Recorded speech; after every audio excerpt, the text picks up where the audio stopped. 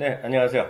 미국 주식의 미치타의 이한정입니다. 오늘도 서울에 있는 우리 차영주 소장님과 함께 저희가 팟캐스트 녹음 한번 해보도록 하겠습니다.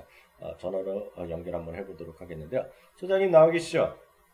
예, 안녕하십니까. 차영주입니다. 아유, 소속이나 이런 거 다시 한번 우리 그로스하게 한번 얘기 한번 해주셔야 되겠는데, 저는 앞서 말씀드렸다시피 머니투데이 방송 그리고 한국 열린 사이버 대학인데요. 소장님은 소속 딱 정확히 한번 크게 자랑 한번 해주세요.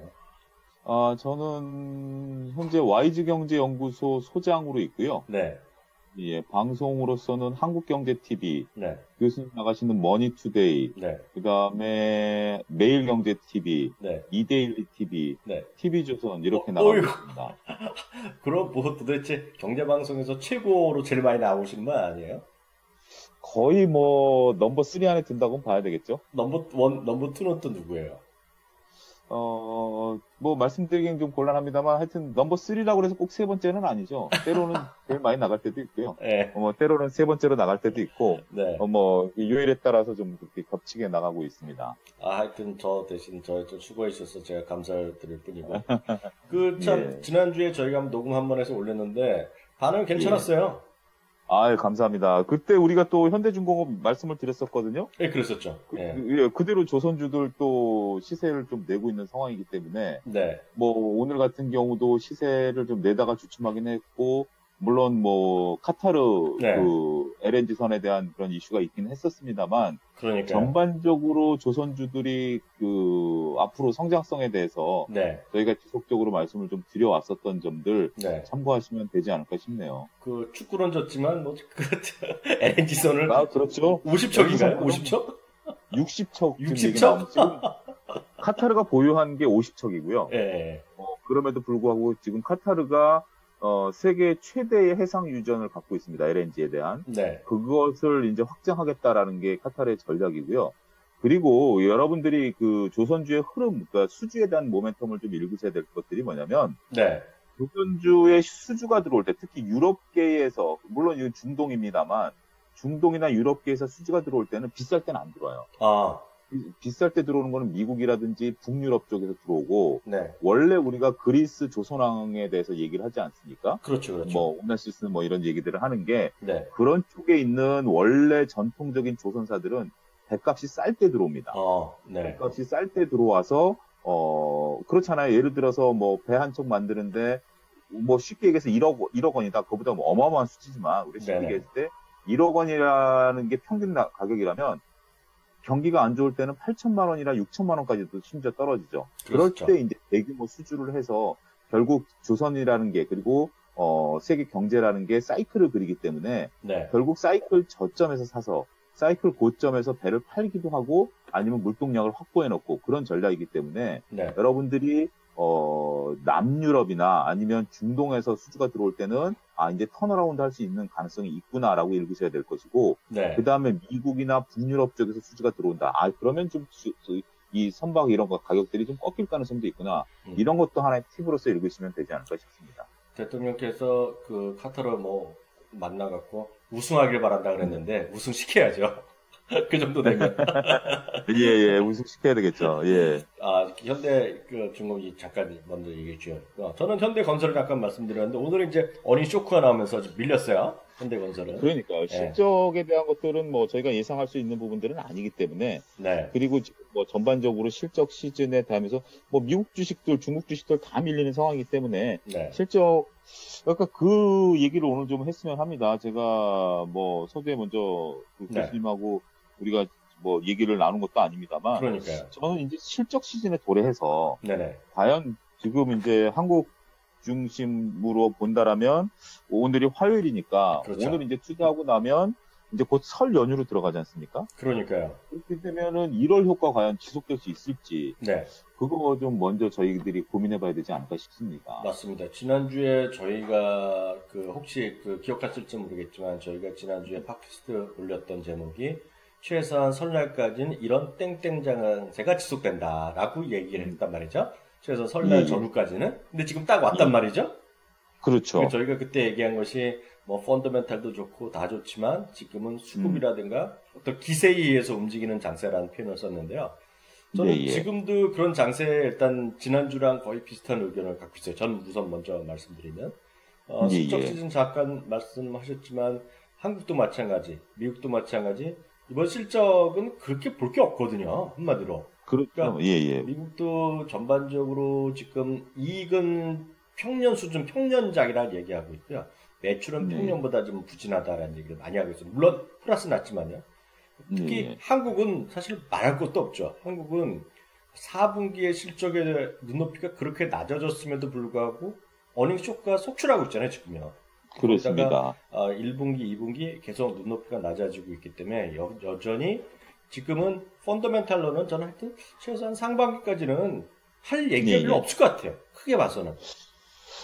그래서 제가 고민인 게, 제가 1월 초서부터 방송에 나가서 말씀을 드렸을 때, 1월장은 분명히 있다. 네. 원래 제가 작년까지만 해도 상당히 시장을 비관적으로 봐왔습니다만, 네. 1월장은 분명히 있다라고 말씀드려왔고, 그런 것들이 뭐 다행스럽게 맞아왔었던 것들이죠.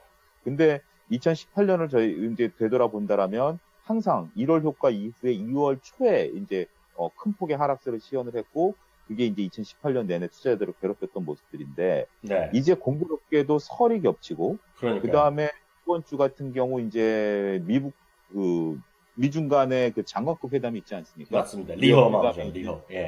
이거 굉장히 큰 뉴스인데, 이것에 대해서 한번 투자자분들께서 고민을 해보셔야 돼요. 여러 가지 시나리오가 있을 수 있겠습니다만, 잘 타결이 된다라는 게 첫 번째 시나리오고요.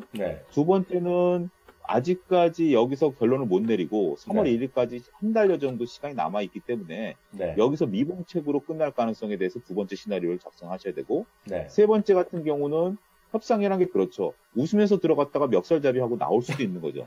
그러면 안 되는데. 안 되긴 하지만 지금 현재 남아있는 미중 간의 무역 갈등의 문제는 지적재산권 문제거든요. 이런 부분들은 지금 현재 중국도 쉽게 받아들일 수 없고 미국도 자존심을 건 싸움이기 때문에 저는 제가 볼 때는 여기서 낙관론을 펼치기는 어렵다라고 봅니다. 그리고 일정 부분 낙관론은 저는 시장에 반영됐다라고 보고요. 그렇다면 두 번째, 세 번째 미봉책으로 끝나거나 싸우고 나왔을 경우에 과연 주식시장이 어떻게 반응을 하겠느냐. 그런 부분에 대한 고민들을 하게 된다면 또 시기적으로 2월 초순이 또 되지 않습니까? 30, 31일이 되고 나면 그 다음에 이제 한국은 약 한 4일 동안의 연휴가 지속이 됩니다만 미국 시장 같은 경우는 계속 열리죠. 그럼 미국 시장이 열린 것들이 한국에서 한꺼번에 반영이 되는 시점이 됐을 때 과연 우리가 지금 뒤늦게 교수님하고 제가 먼저 선제적으로 얘기했습니다만 뒤늦게 이제 증권사들에서는 장이 좋다라고 얘기를 하고 있는데 여전히 또 그런 것에 의해서 주식시장이 좋다라고만 바라보기에는 가장 저는 또 좋게 바라보기 어렵다라고 보는 측면 중에 하나는 세계 경기가 저성장으로 접어들었지 않습니까? 부인할 수 없죠. 지금 저는 제일 무서운 게 그겁니다. 지금 우리가 저성장으로 접어든 그 전반적인 기조 속에 1월 달 같은 경우 나름대로 미중 간의 무역 갈등, 2018년에 악재가 해소되는 게 첫 번째고 한국 증시 같은 경우는 수급이 들어온다라는 점, 이러한 점으로 올랐습니다만 다시 그 미중 간의 무역 갈등이 해소된 이후에 저성장에 대해서 눈높이가 낮아지게 된다라면 증시는 한 단계 여기서 떨어질 가능성도 우리가 충분히 대비를 해야 되지 않을까. 정확하게 말씀을 드렸습니다만 조금 그런 고민 저는 지금 어제 오늘부터 좀 시작을 했습니다. 저도 이제 그 소장님 이제 방송하는 거 가끔 저도 이제 링크 유튜브로 보고 그러지만 기본적으로 저희가 좀 너무 비슷한 얘기하면 약간 좀 거시기 하긴 하잖아요. 근데 앞서 말씀드린 거를 제가 미국과 중국 간의 그 협상의 내용 잠깐만 제가 간단하게 한번 되짚어 드리면 지난주 있지 않습니까? 저희가 이제 월요일날도 방송하고 그 다음에 우리 시간으로 보면 이제 수요일과 목요일 잇따라서 나왔던 얘기가 뭐냐면 미국과 중국에서 협상이 이제 잘 되고 있다. 그러면서 세금도 안 낼 수도 있고 거기서 무슨 1조 달러 얘기도 등등 나왔지만 실제로 보면 지난주 말에 약간 또 다른 기운이 나온 데다가요. 특히 이제 뉴스 다 들으신 분 계시겠지만 30일과 31일 날 미국 시간 기준으로 워싱턴에서 회담이 있습니다. 장관급 회담인데 리어 총리, 부총리가 오는데 여기서 이제 끝까지 얘기를 안 하다가 마지막에 공개한 미국 측 담당자가 있습니다. 미국 측에서 누가 이제 수석 대표가 되냐면 무역 대표부 로버트 라이트 하이저 장관이 합니다. 이제 대표가 하는 거예요. 그렇죠. 이 사람은 이제 상강론자죠. 상남자 뭐 이렇게 표현하는 사람. 그렇죠. 강경론자죠. 네, 완전 라이트 하이저가 강경론자에다가 또 한 명이 또 들어갑니다. 이번에 뭐냐면 거기다가 초초 강경론자죠. 피터 나바로. 국가무역위원회. 체크 못했는데, 이거 들어보니까 성공하네요. 네, 그러니까 로버트 라이트 하이저랑 피터 나바로가 요번에 같이 들어가거든요. 물론 로버트 라이트 하이저가 또 윗사람이지만 나바로도 이제 무시 못할 사람이잖아요. 그렇기 때문에 실무진에서는 뭐 최고니까. 그러니까 이것이 어떤 의미가 있겠느냐 하는 거는 이거는 역시 1월 30일, 1월 31일 날 회담이 있지만 그리고 분명히 그러니까 지금은 모르지만 결과는 이제 해피엔딩으로 끝날 거라고 전 기대는 하고 있지만 트럼프 대통령의 시각을 알 수가 없고 이것은 아직까지 3월 2일이라는 날짜까지 멀었다는 얘기죠. 그렇죠. 그러니까 결과는 전체적으로 좋게 잘 마무리될 가능성이 높습니다만 그게 3월 1일이 될지 5월 1일이 될지 10월 1일이 될지는 모르지만 일단 지금 당장 우리가 1월 말에 모든 게 끝날 거다라고 예견한다라는 것은 그건 위험스럽죠. 그러니까 저는 로버트 라이트 하이저랑 피터 나바로가 같이 이번에 회담에 참여한다는 얘기 나오면서 약간 주시장이 멈칫했거든요. 물론 그렇죠. 오늘 새벽에 끝난 건 이제 미국 시간을 보면 이제 월요일날 오전에 발표됐던 그 캐터필라 실적이 있었고, 그렇죠. 기업 실적들. 엔비디아가 어닝 가이던스를 졸지에 내면서 이제 뭐 13% 떨어지면서 했었지만 실제로 이 미중 무역 협상에 여기 대표가 발표되고 피터 나바로가 들어갔던 것 자체가 시장에서 저는 이번에 무역 협상이 물론 트럼프 대통령의 협상이나 어떤 게 될지 모르겠지만 일단은 이거가 쉽게 요번에 다 해피엔딩으로 요번에 끝날겠느냐에 대해서는 약간 저는 걱정할 필요도 있다고 보고 있어요, 전요. 그렇습니다. 그런 부분들을 저희들이 정확히 이 방송을 청취하시는 분들한테 선제적으로 찍어드려야 되는 부분들이라고 보고요. 그렇게 된다라면 증시가 변동성 하에 놓일 가능성에 대해서 충분히 고려를 해야 된다. 지금은 증시가 뭐 전반적으로 1월 초순만 하더라도 조금 반신반의하시는 분들이 많았죠. 그렇죠. 그러다가 이제 항상 우리가 후행적으로 증시가 올라가게 되면 이제 점점 이제 어깨에 힘이 들어가면서 자신감이 생기게 되는데 그럴 때마다 또 증시는 또 변곡점을 찾는 그런 모습을 보게 된다라면 지금 우리가 30일, 31일에서 행간의 뜻을 읽고 이런 것들이 과연 설 지나고 한국 시간으로 설 명절이 지나고 나서 지속이 되겠는가라고 봐는 부분들은 투자자분들께서 답은 지금 뭐 쉽게 내릴 수는 없습니다만 여러 가지 시나리오에 대한 계좌에 대한 시나리오별로 고민은 지금 깊게 들어가야 되는 시점이 아닌가 싶습니다. 그러니까 이제 뭔가 이게 약간 지금 1월 달에 상당히 또 올랐잖아요. 현실적으로 보면 많이 올랐단 말이죠. 그렇기 때문에 이런 것들에 대해서는 소위 뭐랄까요? 차익 실현? 그 경계 매물이 나옴직할 만한 시기이기 때문에 물론 뭐 장기적으로 어떻게 될지 모르겠으나 지금은 그런 심리는 꽤 나올 수 있다. 지금 많이 또 뒤늦게 달려 나가시는 분들 있단 말이죠, 지금. 그래서 그거는 조금 모르겠어요. 저라면 조금 말리고 싶다. 이런 생각을 먼저 말씀드리고 싶네요. 한 템포 좀 쉬어가는 지금 시점도 나름대로 괜찮을 것 같습니다. 지금 오늘 뭐 저희가 현대중공업도 앞서 언급드렸다시피 조선주 같은 경우도 결국 뉴스가 나오니까 장중에 플러스를 아침에 좀 찍었다가 좀 밀리는 모습을 보여주고 있고, 그 다음에 이제 본격적으로 실적 시즌이 되면 이런 것들로 인해서 조금 매물들이 출회될 가능성도 있는 부분들이고, 이렇게 된다라면, 뭐, 쉽지 않을 것 같아요.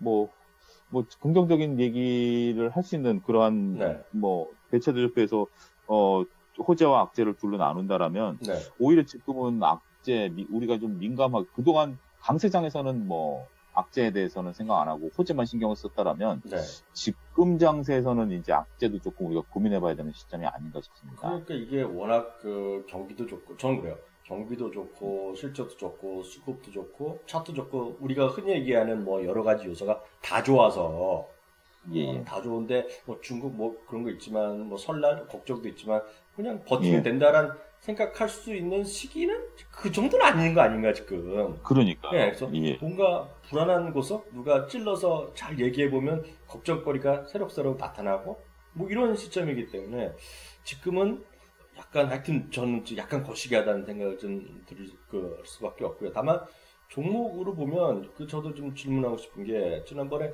한국경제에서도 그런 거 같이 한번 현대중공업이랑 스캐닉스 한번 방송하신 것 같더라고요, 같이요.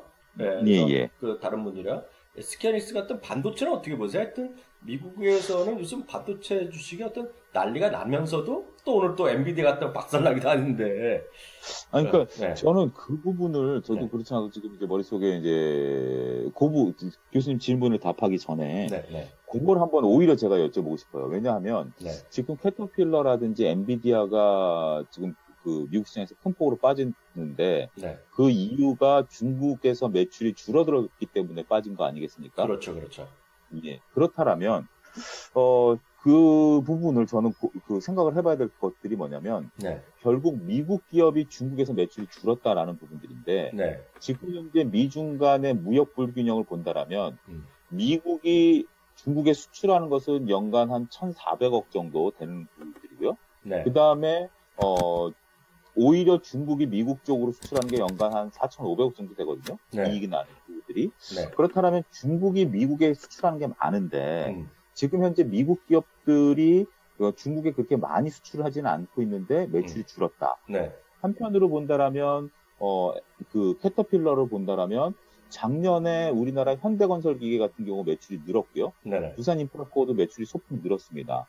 근데 그 속에서 캐터필러가 매출이 줄었다라는 것은 과연 미중 간의 무역 갈등의 문제인지 아니면 중국 경기의 하강으로 인해서 이런 부분들이 이루어진 것인지라고 봤을 때 교수님 의견은 어떻게 생각을 하시는지 저는 일단 하강 쪽에 무게를 좀 두고 싶거든요. 그거를 정확하게 오늘 얘기한 거가 엔비디아 그 아저씨가 딱 그 얘기를 한 거거든요. 그러니까 캐터필러랑 약간 거의 비슷한 얘기인데 두 개 다 이 회사 저 회사 두 개 모두 중국을 갖다 댔는데 중국에 대해서 캐터필러는 중국 경기의 둔화에 대한 분명히 있었고요. 그리고 수출 자체에서도 약간 이제 미국에서 중국 입장에서 보면 수출을 약간 꺼림직하게 여기고 관세 얘기였기 때문에 영향을 받은 건 사실인데 사실 엔비디아 같은 경우에는 그런 딱 직접 연결은 없잖아요. 엔비디아는 결국 중국에서 물건을 팔아서 외국에 또 파는데 많이 쓰는 거잖아요, 그 칩을. 근데 엔비디아는 얘기하는 거가 두 가지를 이야기하고 있는데 자체적으로 요러면 새로 만든 게임 칩이 히트를 못 친 거 생각보다 부진한 거 있지만 걔네들을 표현을 하면 중국 경제가 녹아가고 있다 그런 표현을 썼고 있거든요. 그러니까 중국 경제가 안 좋다는 얘기예요 지금요.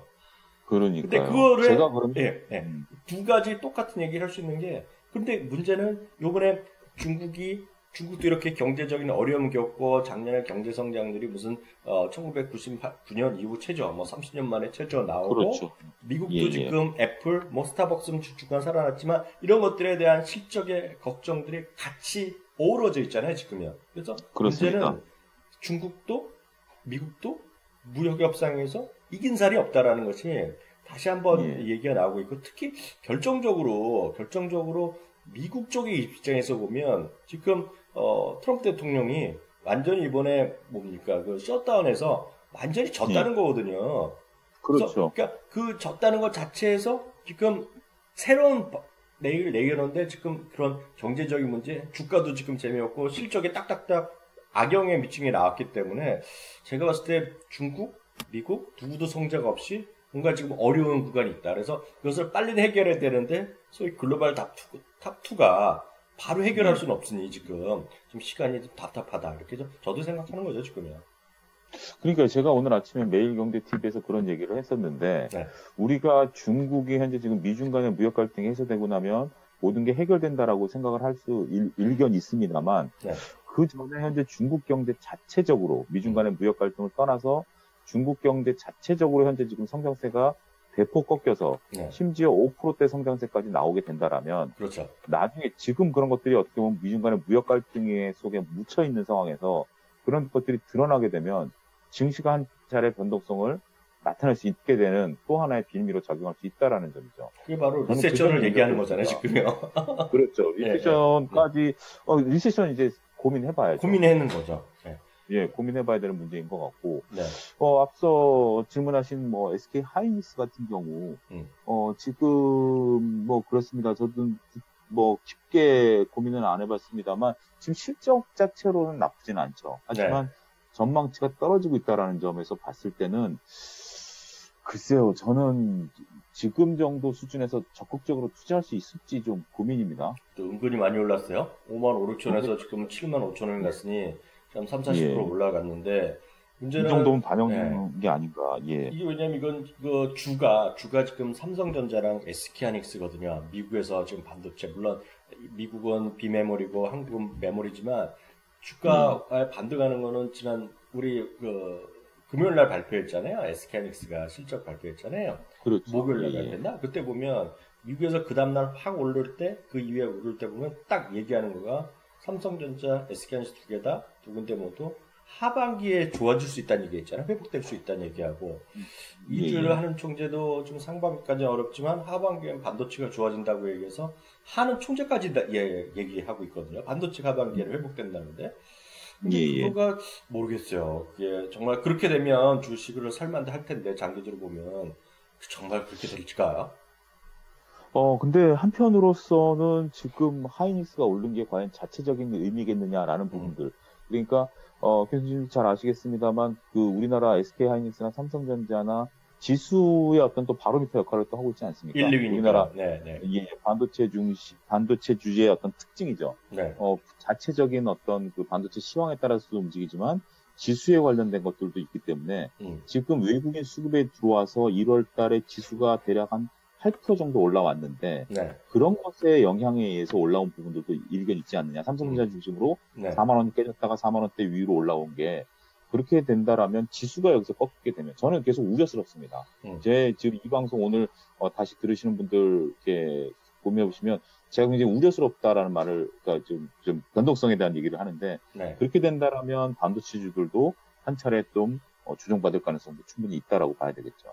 저도 사실 그 얘기를 하실 것 같아갖고 저도 한번 확인드린 건데, 저도 정확히 거기에 동의를 하거든요. 왜냐하면, 삼성전자, 특히 SK하이닉스는 뭐 4분기에는 약간 그랬지만, 작년에 뭐 깜짝 실적이 나왔고요. 그래서 1700%의 보너스를 줬거든요, 이 친구들이. 1700%. 예. 1700%면, 소장님은 예전에 증권회사 다닐 때 최고로 몇 % 받으셨어요? 가물가물한데요. 오히려 저희 젊을 때 많이 받아봐가지고. 저는 정확히 기억나요. 제가 한참 좋았을 때, 사회생활을 첫 해, 두째 때, 기본 그 월급 그 기준으로 얘기하는 거잖아요. 그때 1500%, 1600 받아. 2년 동안 받았거든요. 그때 교수님 때가 최고였죠? 최고였죠. 예. 근데 그 다음에 지금 1700%라는 걸 들어본 적이 없거든요. 그러니까 그렇죠. SK하이닉스가 줬다는 것은 그만큼 돈을 잘 번 건 사실인데 철저하게 과거형이잖아요. 과거형.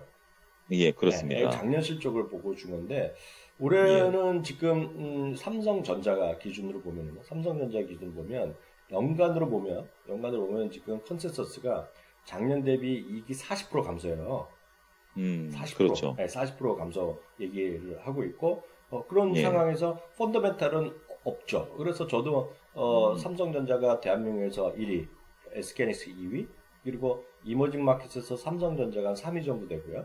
SK하이닉스가 15위 정도 되는데 그것은 전적으로 외국인 수급에 따라서 올라갔고요. 하나 얘기하면 더 플러스하면 우리나라랑 북한 그리고 북한과 미국이 정말 사이좋아져서 소위 저평가가 해소된다.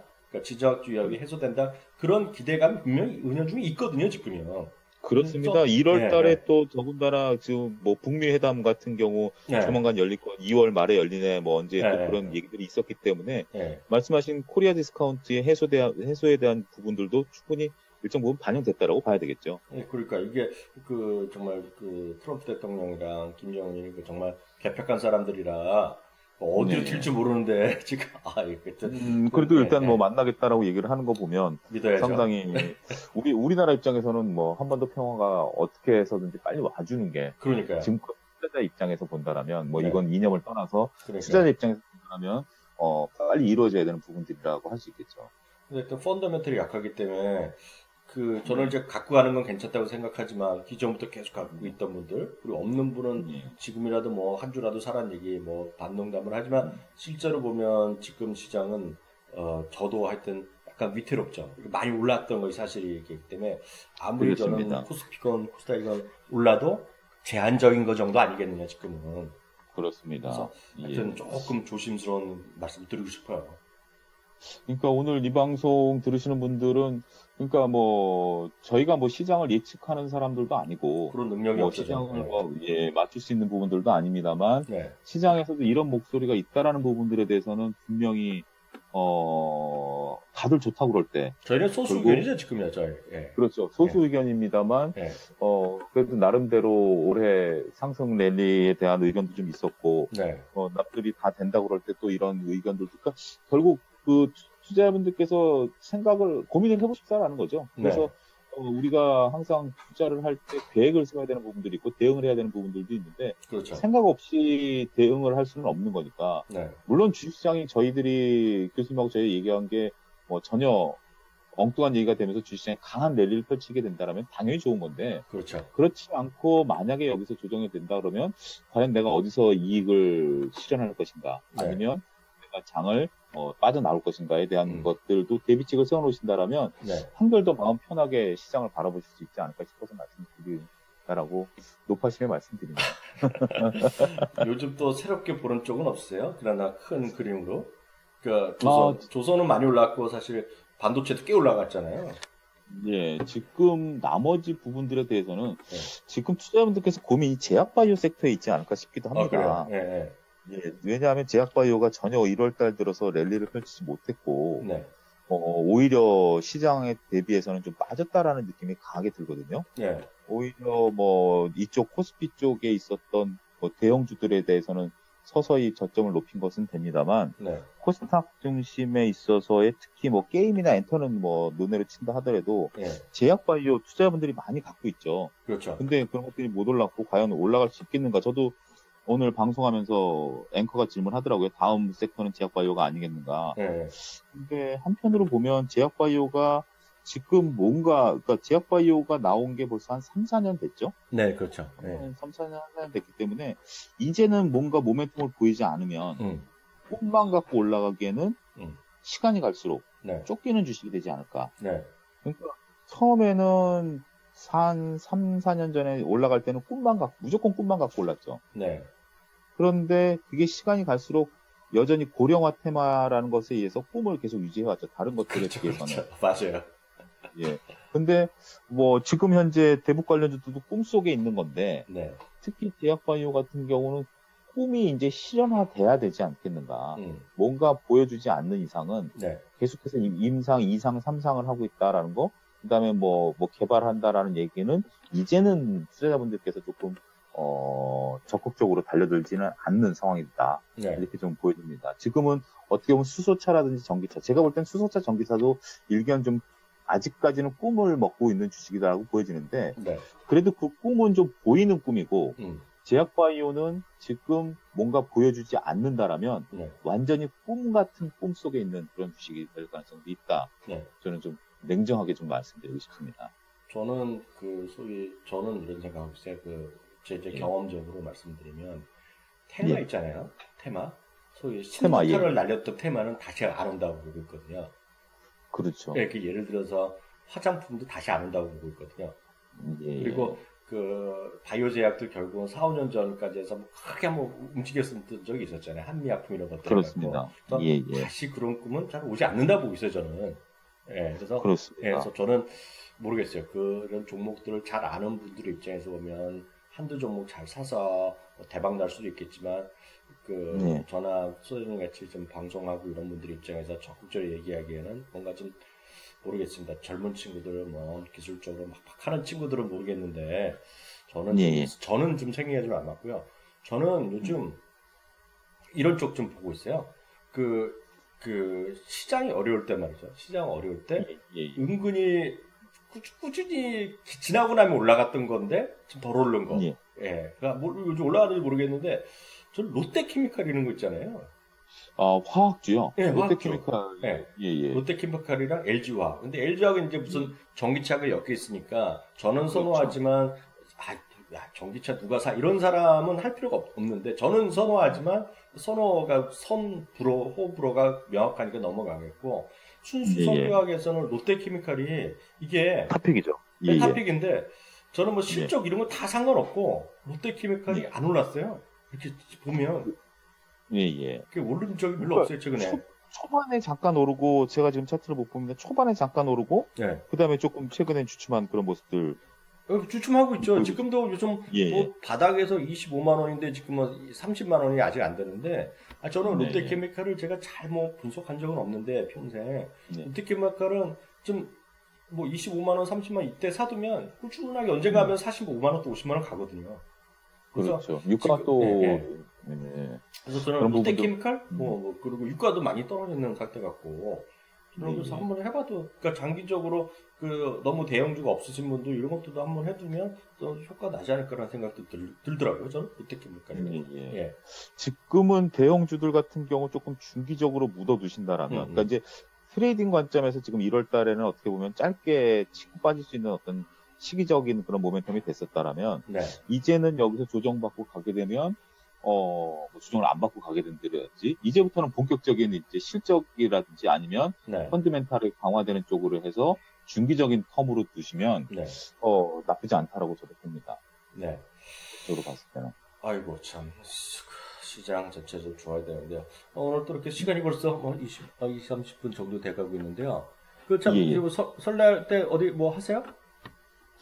설날 때는 뭐 그냥 저는 신정을 세거든요. 신정. 이미 설을 저는 샜기 때문에 저는 뭐 연휴 때 밀린 책들을 좀 많이 보고 좀 그렇게 합니다. 재충전에 그 책 출판 요번에 준비하는 것도 있을 테니까 그런 것도 좀 협의 좀 계속 잘 해주세요. 예, 그렇게 하겠습니다. 덕분에 하여튼 여러 가지 많이 노력을 해보겠습니다. 그리고 다음번에는 우리 이제 화상으로 한번 하는 거로 도전해 보시죠, 뭐. 예, 그러겠습니다. 화상 준비하겠습니다. 네, 그리고 저는 하여튼 다음 주에 저는 계속 뭐 유튜브나 이런 것도 찾아뵙고 있고 방송에서 하고 있는데, 혹시 모르신 분들 위해서 말씀드리면 머니투데이 방송 오전 8시 31분인가 들어가고요. 장 마감할 때는 3시 한 18분? 이렇게 들어가니까 혹시 궁금하신 분들 있으시면 제가 뭐 한국 시장에 대해서 아주 뭐 면밀하게 보진 않고 있지만 전반적인 미국, 한국 같이 어우러서 하는 거는 계속 보고 있으니까요. 계속해서 저희 방송 참여해 주시면 좋겠고요. 하여튼 유튜브 이런 것 통해서 뵙겠습니다. 마지막으로 또 한마디 해주셔야죠. 인사말이나.